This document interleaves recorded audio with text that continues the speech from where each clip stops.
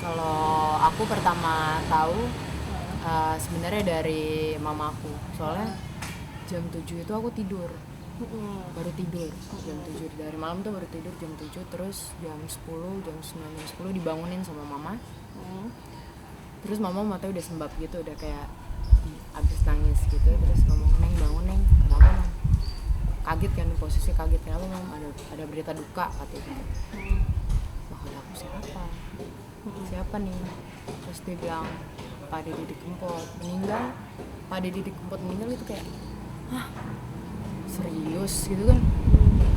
Kayak pengen tidur lagi, pengen mimpi nggak sih ini, kayak gitu, kayak asli meninggal. Kayak langsung diem, stuck. Demi apa sih? Masih kayak gitu sama mama, demi apa sih? Beneran ini? Ya, akhirnya ngeliat IG banyak tek-tekan, ngeliat banyak yang mention, terus ya udah, sedih aja sih, sedih banget, bukan sedih aja. Mama sendiri tahunya dari sosmed atau mungkin sempat dikabarin sama orang yang Mas Didi atau gimana? Mama dikabarin dari manajer aku, kayak manajer aku dapat kabar dari mungkin timnya Mas Didi atau gimana.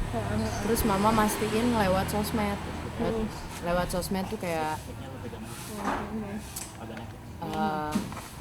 dari sosmed akhirnya mama udah fix tuh kalau Pak Deddy meninggal kan. Aku coba hubungin manajer aku tanyain manajernya gimana di sana, apa benar. Terus manajer aku bilang kalau manajer langsungnya tuh nggak ngebales, nggak ada kabar dari apa-apa gitu. Kak, sosok yang seperti apa sih Om Didi gitu? Aku kan nggak terlalu lama ya, baru juga kenal sama Pade ya. Kalau di belakang panggung sih emang kita sering ngobrol, karena mungkin kalau di luar nggak ngobrol, mungkin pertama Pade itu jarang main HP, dia juga nggak punya sosmed, itu kan semua ada adminnya ya, bukan dia personal gitu. Kalau di belakang panggung Pade orangnya humble banget, bener-bener humble, nggak ngebeda-bedain orang. Dia mau sama siapa aja, dia nggak, mungkin bisa dibilang dia tuh nggak song artis, walaupun kelasnya dia udah legend gitu. Yang aku banggain dari Pade tuh kayak gitu. Terus dia tuh menurut aku kalau ngobrol sama dia tuh kayak nemu sosok kebapaan gitu. Kalau ngobrol sama dia tuh bisa dibuat, oh kita nih deket banget padahal kita baru ketemu gitu. Terus semangatnya itu yang aku pikir sosok Pade ini yang mungkin setiap harinya aku tiru adalah ketika dimana kita tahu dia capek konser sana sini, tapi dia tuh nggak pernah nunjukin itu di depan penonton gitu. Kayak dia pengennya total, setiap tampil total, walaupun kelihatan emang sih beberapa kesempatan aku lihat Pade tuh kayak capek, tapi dia tetap semangat gitu, kayak nutupin dia nggak mau ngeliatin kalau dia tuh capek, walaupun kita tahu lah pasti dia capek. Mungkin itu yang aku terus ikutin, aku terus jadi panutan aku tuh semangatnya dia yang nggak pernah drop. Berapa kali sih mungkin kerja sama bareng sama Pade kan kita pernah seringnya tuh kemarin sempet joget yang agak viral juga itu itu berapa kali kerja sama dan bisa jelasin? Sebenarnya kalau berapa kali kerja sama, aku pertama itu gara-gara salah satu online shop ya, ngadain acara, terus akhirnya aku punya kesempatan ketemu sama dia, ngobrol di backstage juga ngobrol. Dari situlah dia ngadain satu konser di salah satu stasiun TV. Terus akhirnya aku diundang datang ke konsernya, aku nonton aja karena emang suka juga kan. Terus Cendol Dawet lagi happening, terus akhirnya aku nonton. Nah pas nonton itu aku nggak tahu sih, nggak kepikiran dia bakal panggil gitu ya, Cynthia Mariska gitu, suruh maju. Kira aku maju, kira-kira udah terjadilah viral. Dari viral itu akhirnya banyak project-project yang pengen acara musiknya tuh diisi sama Pade, terus ada akunya gitu. Ada kali ya, mungkin ada 10 atau sebenarnya kalau yang setelah ini pun, maksudnya kalau nggak ada COVID itu kita ada project upcoming project gitu kan, kayak akhirnya tapi ketunda gara-gara COVID. Terus ada pokoknya masih banyak project yang harusnya diselesain di bulan-bulan ini, tapi ya udah. Berarti bisa dibilang Om Didi salah satu orang yang membangun karir Mahesa juga dong. Ya. Sebenarnya gini, mungkin aku memang udah berkarir dari aku SMA sebenarnya. Tapi di entertain ya. Cuma mungkin orang ngelihatnya nggak tahu nama, mungkin tahu muka aja gitu. Tapi akhirnya ketika aku yakin rezeki itu datangnya dari Allah, tapi kan kita nggak pernah tahu dari siapa, kapan, dan di mana kan. Mungkin Allah nunjuk Pak Deddy Kempot buat jadi salah satu pengantar rezeki ke aku gitu. Jadi menurut aku Pak Deddy itu salah satu orang yang sangat berpengaruh lah ya di karir aku. Mungkin seumur hidup aku nggak bakal pernah ngelupain Pak Deddy. Mungkin karena dia juga aku bisa ada di titik ini, karena Sobat Ambir juga aku bisa ada di titik ini. Jadi menurut aku Pak Deddy itu orang yang sangat berpengaruh buat kehidupan aku.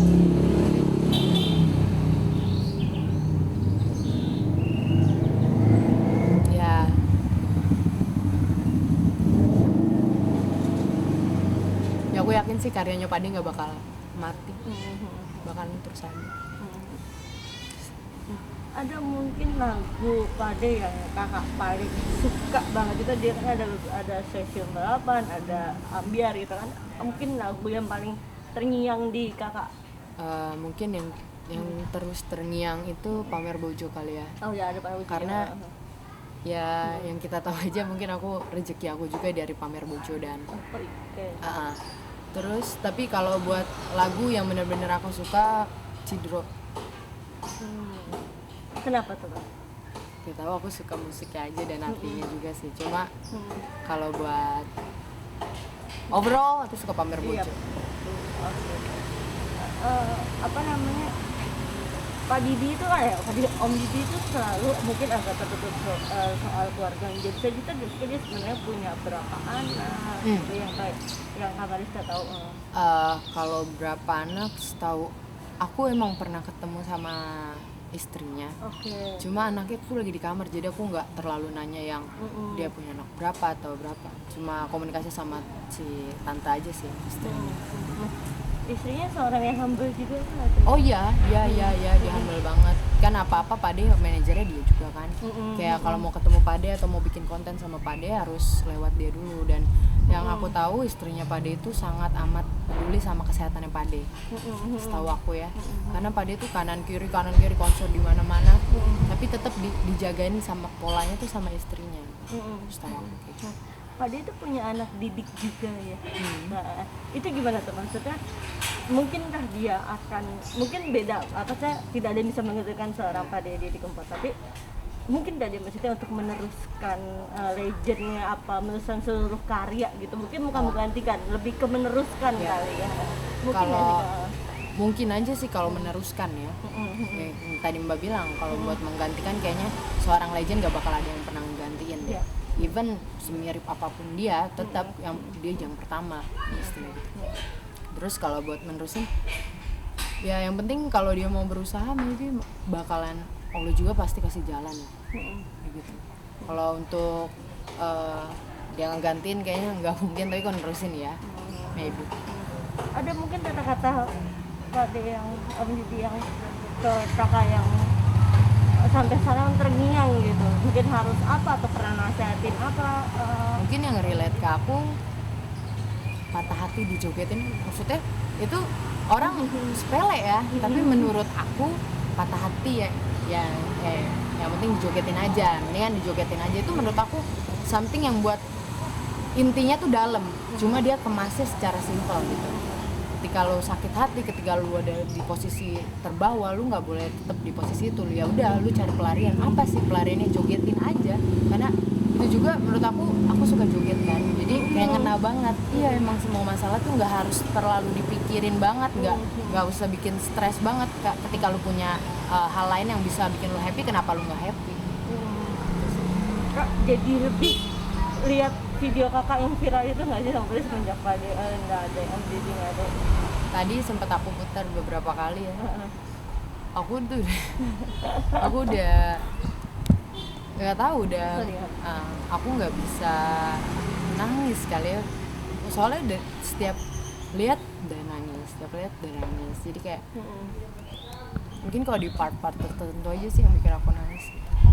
Nah, untuk sekarang udah berhubungan langsung mungkin dengan istrinya Om Didi mungkin ada yang bisa diinfo kita mungkin pemakaman atau apa Kak? Setahu aku info terakhir yang aku dapat dari manajer aku sempat pengen ikut ke Solo cuma nggak bisa kan karena ada PSBB, nggak bakal bisa. Akhirnya aku udah sempat nyari tiket pesawat. Aku udah sempet nyari tiket pesawat dan akhirnya nggak dapet juga. Katanya sih tadi kan aku mau ke Solo cuma pas cari tahu lagi ternyata Pak D itu dikuburnya di Ngawi, Jawa Timur kalau nggak salah. Itu aja sih yang aku tahu. Kakak ini tahu nggak sih riwayat penyakitnya? Kalau untuk riwayat penyakit, setahu aku Pak D itu punya asma. Karena setiap dia ada event, temen aku ada salah satu IO ya.